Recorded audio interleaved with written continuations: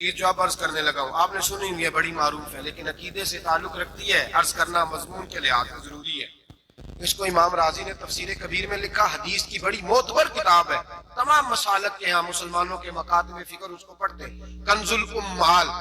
اس کے اندر حدیث موجود ہے، جامع البیان کے اندر موجود ہے، مولانا اشرف علی تھانوی نے بھی اپنی کتاب میں لکھی، اور اس کے ساتھ ساتھ علامہ یوسف نبہانی علیہ الرحمہ نے بھی اس کو لکھا ہے۔ حضرت صدیق اکبر کا وصال ہونے لگا ہے، توجہ ہے آپ دوستوں کی۔ وصال کا وقت آیا تو فرمایا مجھے غسل دینا، کفن دینا، قبر نہ کھودنا۔ رواج کیا ہے، جب کسی کا انتقال ہوتا ہے تو کیا کرتے ہیں، کہتے قبر کھودو جنازہ، کہا میرے غسل کفن کرنا پر قبر، جناب کیوں؟ فرمایا جب میرا انتقال ہو جائے نا، غسل کفن کرنا، جنازہ بھی پڑھنا۔ اور بیان کس کو کر رہے ہیں؟ مولا علی شیر خدا کو۔ وصیت کس کو ہو رہی ہے؟ حضرت علی کو۔ فرمایا علی تیری ذمہ داری ہے، جب میرا وصال ہو جائے نا تو جنازہ پڑھ کے نا تو مجھے حضور کے دروازے پہ لے جانا۔ اور پھر اپنا کمال نہیں سنایا کہ میں نے بڑی تابعداری کیا، دیکھنا پھر بنتا کیا، یہ نہیں بتایا، یہ نہیں۔ عاجزی اپنی جگہ، انکساری وہی ہے، اپنے آپ کو سمجھا وہی عاجزی ہے۔ کہا لے جانا، در رسول پہ رکھنا، اور کہنا حضور ابو بکر حاضر ہے۔ اگر خود بخود دروازہ کھل جائے تو اندر دفن کرنا قبر کھود کے، اور اگر دروازہ نہ کھلے تو کوئی میرا کمال نہیں، کوئی میرا کمال نہیں، اس میں کوئی میری شرمندگی نہیں۔ میں اپنے آپ کو یہ نہیں سمجھوں گا کہ مجھے کوئی مسئلہ بن گیا، آرام سے اٹھانا اور جنت البقیع میں لے جانا، اس لیے کہ مجھے اپنی نوکری پر کوئی دعویٰ نہیں، کوئی دعویٰ نہیں، میں خادم ہوں، خادم ہی اچھا ہوں، لے جانا، دعویٰ کوئی نہیں کیا، فضیلت نہیں بیان کی۔ حضرت علی شیر خدا، یہ تمام صحابہ کا متفقہ عقیدہ سنے۔ حضرت علی شیر خدا کہتے ہیں غسل دیا، کفن دیا، اور مدینے میں جو روتے ہوئے آج لوگوں کو دیکھا، جو حضرت ابو بکر کے ساتھ پیار لوگوں کا آج دیکھا، فرماتے ہیں آج پتا چلا۔ امام احمد بن حنبل نے کہا تھا پتا تو تب چلے گا نا جب جنازے اٹھیں گے، پتا تو تب چلے گا نا جب جنازے اٹھیں گے، جنازے اٹھیں گے، میرے مرنے پہ ہر سو شور مچ جائے گا، دیکھو گے کہنے الوداع سرکار خود تشریف لائیں گے۔ کا پتا تو تب چلے گا جب جنازے اٹھیں گے۔ حضرت صدیق اکبر کا جنازہ اٹھا تو لوگوں کو پتا چلا حال کیا ہے۔ فرماتے ہیں جنازہ پڑھ کے در رسول پہ لے گئے، حضور کی قبر اطہر کے سامنے رکھ کے حضرت علی نے بات کی۔ کس نے؟ بول کے بتائیے۔ مولا، حضرت علی کا ذکر کرنا بھی عبادت ہے، مولا علی نے، کس نے بات کی؟ لوگ کہتے ہو یہاں باتیں نہ کرو، سلام کرو، گزر جاؤ، مواجہ پہ فقط سلام، فقط سلام۔ حضرت علی نے بات کی اور کھڑے ہو کے بات کی، اور جناب علی کی داڑھی آنسوؤں سے بھری ہوئی ہے۔ کہتے ہیں حضور ابو بکر حاضر ہے، ابو بکر حاضر ہے، حضور ابو بکر حاضر ہے، اس سے زیادہ لفظ کوئی نہیں۔ حضرت علی فرماتے ہیں میں آگے تھا، باقی سارے پیچھے تھے، اور سب سے پیچھے جنازہ تھا، حضور ابو بکر حاضر ہے۔ فرماتے ہیں خود بخود دروازہ کھلا، خود بخود تو زندہ ہے واللہ، تو زندہ ہے واللہ، میری چشم عالم سے چھپ جانے والے، خود بخود جنازہ کھلا، دروازہ کھلا۔ اور فرمایا ہمیں تو انہوں نے کہا تھا نا دروازہ خالی کھول جائے تو دفن کر دینا، اندر سے آواز بھی آنے لگی ادخلوا الحبیب الی الحبیب، دیر نہ کرو، محبوب کو محبوب کے ساتھ ملا دو، دیر نہ کرو، جلدی ملاؤ۔ فرماتے ہیں قبر کھودنے لگے تو 2 منٹوں میں قبر بھی نکل آئی، ایسے فٹافٹی جناب صدیق اکبر کو دفن کیا۔ او بھائی سن لو، سن لو، دنیا کی دوستیاں کچی، قبر تک میرے رسول کا جرانہ پکا، کب میرے محبوب کا دوستانہ قبر میں بھی، حشر میں بھی، میدان میں بھی، ہر جگہ، ہر جگہ۔ جڑے کہندے سی مراں گے نال تیرے، اج انہاں دی بازیاں، جڑے کہندے سی روز دعویٰ کردے سی، جڑے کہندے سی مراں گے نال تیرے، اج انہاں دی بازیاں ہاریاں نہیں۔ جڑے ترس دے سن دید نو دنے راتی، پھر انہاں دی باریاں،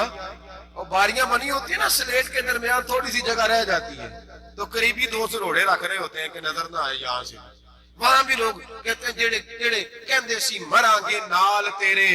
اج انہاں دی بازیاں ہاریاں نہیں۔ جڑے ترس دے سن دید نو دنے راتی، انہاں بھی باریاں ماریاں نہیں جدو خزان باغ وچ بال کھولے پنچھی اٹھ گئے مار اڈاریاں نہیں کسی چلی دی ذرا نہ پیش چلی باوا موت نے جدو کھلاریاں نہیں محمد بوٹیا جھوٹا ہی جگ سارا سچیاں مدینے والے دیا جا رہی ہیں اور سچیاں مدینے والے دیا جا رہی ہیں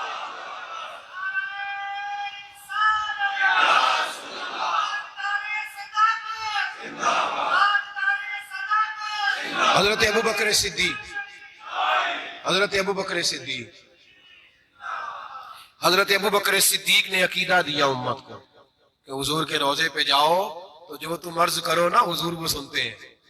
جو بات کہو نبی پاک وہ